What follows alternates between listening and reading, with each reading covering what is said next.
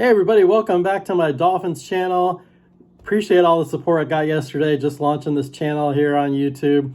As many of you, as you may or may not know, I do have a ministry channel as well, which I can put in the comment section below if you're interested. If not, you're just here for sports and you're here for the Dolphins, you've come to the right place. Again, I have been a Dolphins fan for almost my whole life that I can remember. My first Dolphins game was back in 1978 against the Jets, and Bob Greasy was the quarterback, I believe, at the time.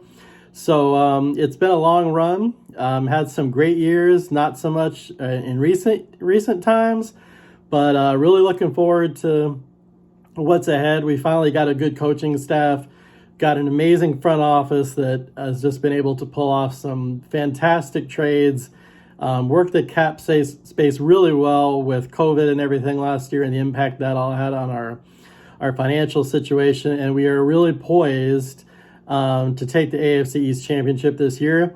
The only thing I see standing in our way is Buffalo, and I think that's just going to be like it was back in the 80s. For some of you that remember, Miami and Buffalo really knocked heads a lot. Although most of the time Miami was successful, they were always hard-fought competition. So, as you saw in the title, what I want to talk about today is Jakeem Grant. That seems to be a source of frustration and a lot of times mockery from some of our Miami fans, including myself.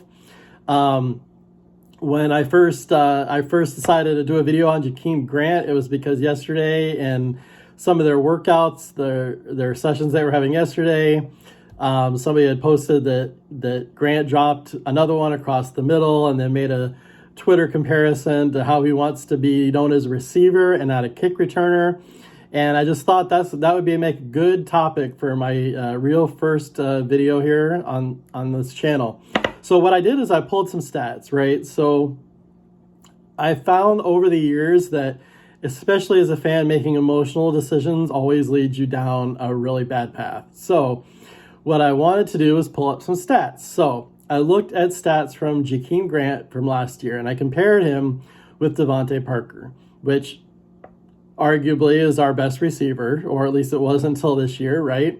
So if you look at the stats for 2020, and keep in mind, this is a little skewed only because it was COVID and there were a lot of other situations that went into play. But what I found is that things weren't as we thought as far as these drops are concerned. Let me show you. In 2020, Jakeem Grant had 373 yards receiving. Not a lot. And he was injured for part of the year. But two things with that. One, that was the highest yardage total receiving that he's had since he's been with Miami. And so what surprised me is that he only had 3 drops. It could have seemed to me like there was a lot more, because it seems like every time I remember, Grant was dropping the football. He did have 2 fumbles on kick returns, but of his target percentage, so of his percentage that he was thrown to, his target drop percentage was 5.6%, which sounds pretty high. But now let's look at Devontae Parker.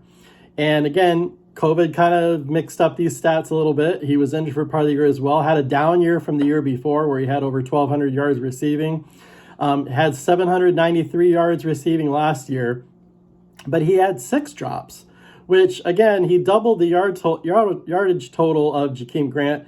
But his percentage was actually higher than Grant. So of the amount that he was actually targeted, his drop percentage was 5.8% compared to Jakeem Grant, which was 5.6%.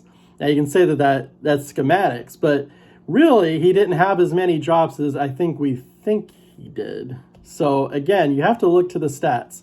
And then if you take that back 1 year in 2019, Grant's numbers were abysmal for wide receivers, right? He only had 164 yards receiving, but he did only have 1 drop, and that was a 3.8% drop rate based on the amount of times that he was throwing the football.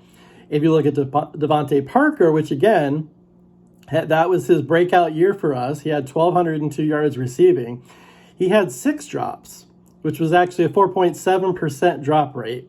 So ultimately, if we're going to talk about Jakeem Grant and his future, you can't really look at the drops because the drops really aren't a big part of his problem. I mean, there are other things that you could discuss, but drops really aren't part of the problem. So if you look at Grant, his production is up. And so here's the thing. We have two pretty big major additions this offseason for Miami at receiver. Jalen Waddle, I'm probably pronouncing his name wrong, Waddle, right, from that reunites him with Tua, and Will Fuller. So we're adding two phenomenal wide receivers to the mix, which kind of leaves Grant and possibly Albert Wilson out on the bench, so to speak. They immediately, to me, become expendable. The only problem with this is that I did some more research on these two, and if we were to cut either one of these two, it would be a big cap hit to Miami. So, and the way our front office operates, I don't see that happening. So, if we're going to do anything with Grant and maybe even Wilson, I'm looking for there to be a potential trade because Miami likes to, especially this front office, we like to store draft picks, and I could see Grant potentially be on the trading block, but I do not see him being cut. The other thing that I will close with is that I believe it was Fuller yesterday came out and made a statement about how fast this team is. And you can't think about speed and not think about Grant.